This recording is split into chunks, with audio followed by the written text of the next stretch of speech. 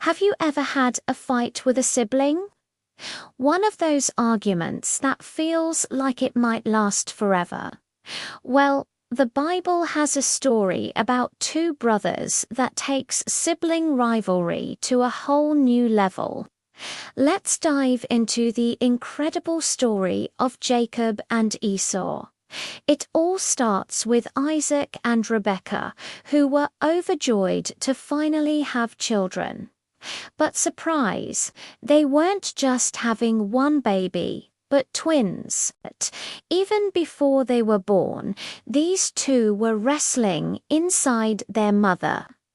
God told Rebekah that two nations were in her womb and that the older would serve the younger.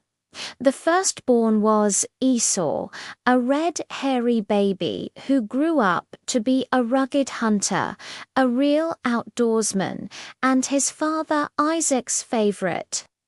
The second, born grasping his brother's heel, was Jacob.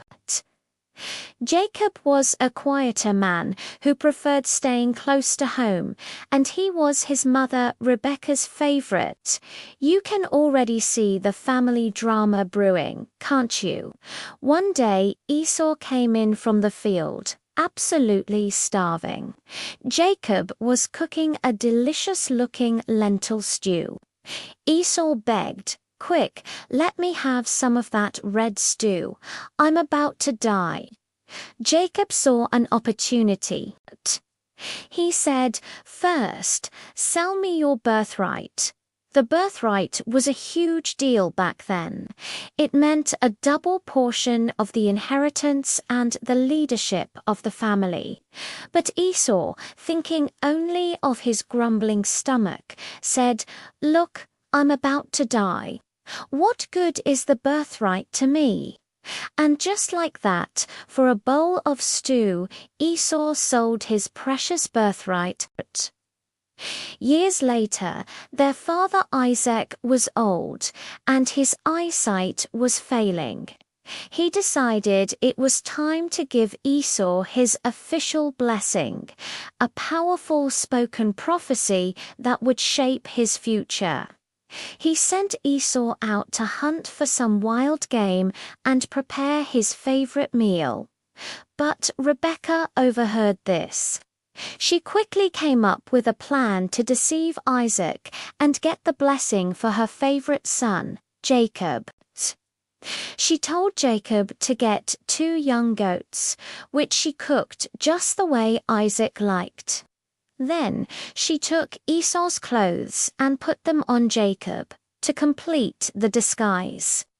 She covered Jacob's smooth hands and neck with the goatskins to make him feel hairy like his brother. Trembling, Jacob went in to his father. Isaac was suspicious. "The voice is Jacob's voice," he said. "But the hands are the hands of Esau." But fooled by the smell of the clothes and the feel of the hairy skin, Isaac gave Jacob the blessing meant for Esau. When Esau returned and discovered the trick, he was heartbroken and furious. He let out a bitter cry and vowed to get his revenge on Jacob as soon as their father passed away. Rebekah, terrified for Jacob's life, sent him far away to live with her brother, Laban. The family was completely broken. Jacob spent 20 long years away from home. During that time, he got married, had a large family of his own, and became very wealthy. But the guilt and fear of his brother's anger never left him. Finally, God told him it was time to return to his homeland. The journey back was filled with anxiety. Jacob heard that Esau was coming to meet him, and he was bringing 400 men with him. Was this it? Was Esau coming to fulfill his vow of revenge? Jacob was terrified. He prayed to God for protection and sent waves of gifts ahead of him: goats, camels, cows, and donkeys, hoping to soften his brother's heart. The night before the meeting, Jacob wrestled with a mysterious man until daybreak, an encounter that changed him forever, even giving him a new name, Israel. Finally, the moment of truth arrived. Jacob saw Esau coming. He bowed down to the ground 7 times as he approached, but then the unexpected happened. Esau ran to meet Jacob. He threw his arms around his neck, hugged him, and kissed him, and they both wept. All the years of bitterness, anger, and fear washed away in a flood of tears. Esau had forgiven him. He even tried to refuse Jacob's gifts, saying he had enough of his own. The 2 brothers, once torn apart by deceit and rivalry, were at peace. They had made a new start. This story teaches us a powerful lesson. Families can be messy.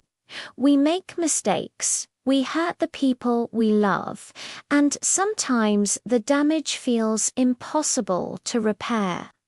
But the story of Jacob and Esau shows us that with God's help, healing is always possible. Forgiveness has the power to mend the most broken relationships and turn bitterness into brotherhood.